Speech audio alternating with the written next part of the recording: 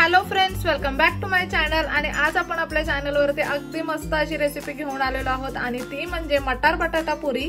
खूप सोप्या पद्धतीने ही पुरी आपण बनवणार आहोत आणि ह्या पुऱ्यांना 3-4 दिवस अगदी आरामात टिकतात। त्याच्यामुळे तुम्हाला कुठे ट्रेन प्रवासाला वगैरे जायचं असेल किंवा कुठे बाहेर जायचं असेल ना, तर तुम्ही बांधून या पुऱ्या नेऊ शकता, डब्यामध्ये भरून या पुऱ्या नेऊ शकता। 2-3 दिवस अगदी आरामात टिकतील। चला तर मग अजिबात उशीर न करता आपण लगेचच रेसिपीला सुरुवात करूयात। तर मटार बटाटा पुरी बनवण्यासाठी सगळ्यात पहिल्यांदा आपण इथे एक बटाटा मस्त असं तुकडे करून घेतलेला आहे, तो मिक्सरच्या भांड्यामध्ये टाकूयात। हा एक बटाटा आहे, ह्याला सोललंय आपण आणि मग छान असे तुकडे करून घेतलेत। एक छोटी वाटी इतका हा हिरवा मटार आहे, मस्त असं धुवून घेतलेत मटारचे दाणे, ते यामध्ये टाकायचे। 4-5 हिरव्या मिरच्या टाकायच्या त्यामध्ये। तुम्हाला जसं तिखट हवं आहे ना त्या अकॉर्डिंग मिरच्या टाका। इथे ना छोटे छोटे 2 आल्याचे तुकडे टाकायचे। पाव चमचे इतकं जिरं टाकायचंय। इथे ना थोडी कोथिंबीर टाकूयात आणि आता हे सगळं आपल्याला ना मिक्सरला वाटून घ्यायचंय। आता तुम्ही इथे पाहू शकता, हे मस्त असं वाटण आपण इथे वाटून घेतलेलं आहे। आता इथे ना आपण एक भांडा घेतलेला आहे, ह्या भांड्यामध्ये आपल्याला साधारणतः 2 वाट्या इतकं गव्हाचं पीठ घ्यायचंय।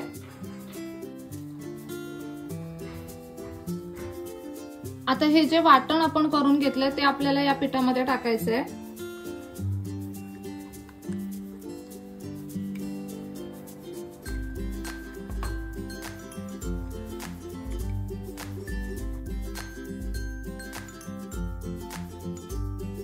आता यामध्ये ना 1 छोटा चमचा इतकी साखर टाकूयात। पाव चमचा हळद टाकूयात। अर्धा छोटा चमचा लाल तिखट टाकूयात। अर्धा छोटा चमचा गरम मसाला टाकायचा आहे। अर्धा छोटा चमचा धने पावडर टाकायची आहे आणि आता चवीप्रमाणे मीठ आपल्याला यामध्ये टाकून घ्यायचं आहे।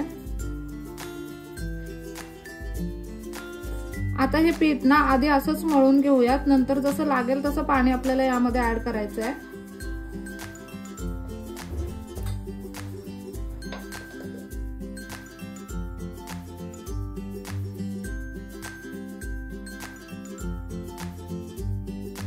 आता हे जे मिक्सरचं भांडं ज्यात आपण मसाला वाटलेला त्यातच मी थोडं पाणी घेतलंय।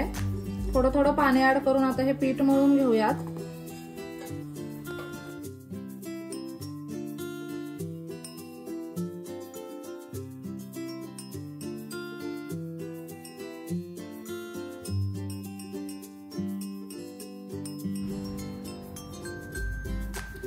आता ना थोडंसं तेल लावून घेऊयात ह्या पिठाला, म्हणजे आपल्या पुऱ्या मस्त अशा खुसखुशीत होतील।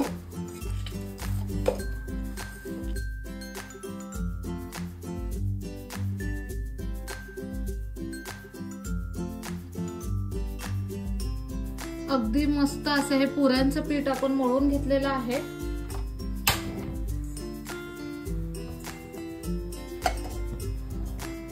आता ना इथे आपण कढई ठेवली आहे, कढईमध्ये तेल तापत ठेवूयात।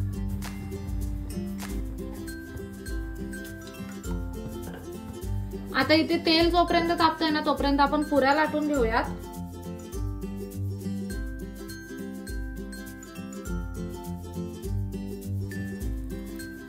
अशा पद्धतीने ना पिठाचे गोळे करून घ्यायचे मस्त असे। इथे ना मस्त असा एक पिठाचा गोळा घेतलाय आपण। आता तेलावरतीच ही पुरी लाटून घेणार आहे, त्यासाठी पोलपाटाला छान असं तेल लावूयात। या पिठाला थोडंसं तेल लावूया आणि इथे ना लाटण्याला सुद्धा थोडंसं तेल लावून घेऊया आणि तेलावरती पुरी आपल्याला लाटून घ्यायची आहे।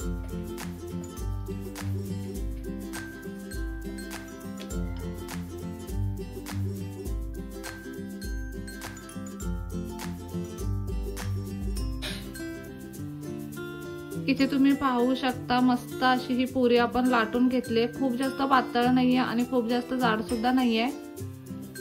अशा पद्धतीने आता ह्या सगळ्या पुऱ्या आपल्याला लाटून घ्यायच्या।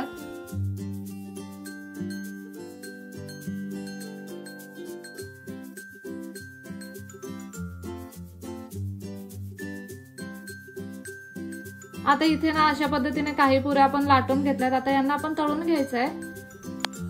आता मस्त असं तेल गरम झालंय, एक एक करून आपण पुऱ्या फ्राय करून घेऊयात।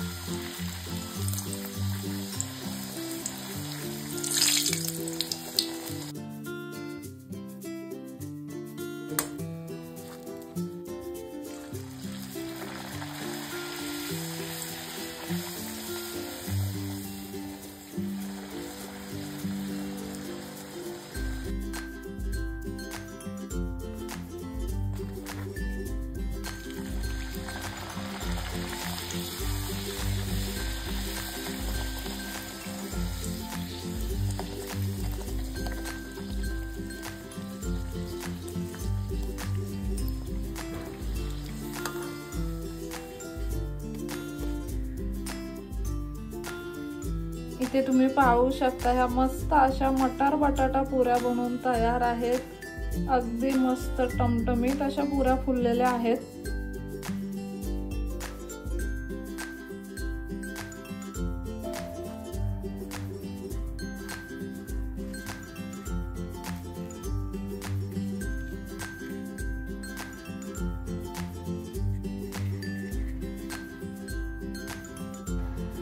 इथे तुम्ही पाहू शकता अगदी मस्त गरमागरम अशा ह्या मटार बटाटा पुऱ्या बनवून तयार आहेत। खूप सोप्या पद्धतीने ह्या पुऱ्या आपण बनवल्यात आणि अगदी पटकन बनतात, अजिबात उशीर लागत नाही।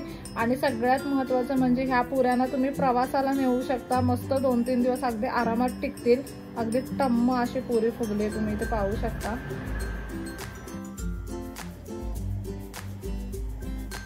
एकदम ना सॉफ्ट झाल्यात पुऱ्या। आपण ना लगेच अशी पुरी आता टेस्ट करून बघूयात।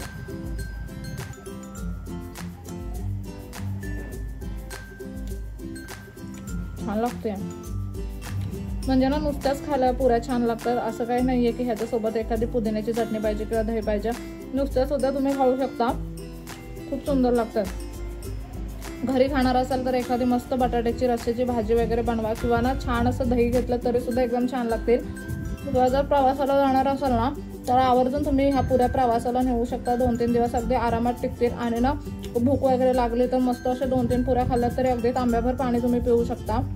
अगदी मस्त असा कचोरीचा फ्लेवर आलाय पुऱ्यांना आणि त्या खरंच खूप छान लागतात। मस्त असे स्पायसी सुद्धा झालेले आहेत। खूप सोपी अशी ही पुऱ्यांची रेसिपी आहे। तुम्ही ना कधी बाहेर कुठे जाणार असाल किंवा तुम्हाला वन डे पिकनिकसाठी जरी जायचं असेल ना तरी सुद्धा ह्या पुऱ्या तुम्ही टिफिनला करून न्या, तुम्हाला नक्कीच आवडतील। मुलांच्या टिफिनमध्ये सुद्धा ह्या अशा पद्धतीच्या पुऱ्या तुम्ही देऊ शकता। एखाद्या दिवशी भाजी वगैरे बनवण्याचा कंटाळा आला तर मुलं अगदी आवडीने खातील। टमॅटो केचप वगैरे मुलांना दिला तर मुलं ना पुरीसोबत टमॅटो केचप वगैरे पण खाऊ शकतात। चला तर मग कशी वाटली आजची रेसिपी मला कमेंट करून नक्की सांगा। नेक्स्ट व्हिडिओमध्ये भेटूया, तोपर्यंत मस्त खा, भरपूर फिरा आणि आनंदी राहा।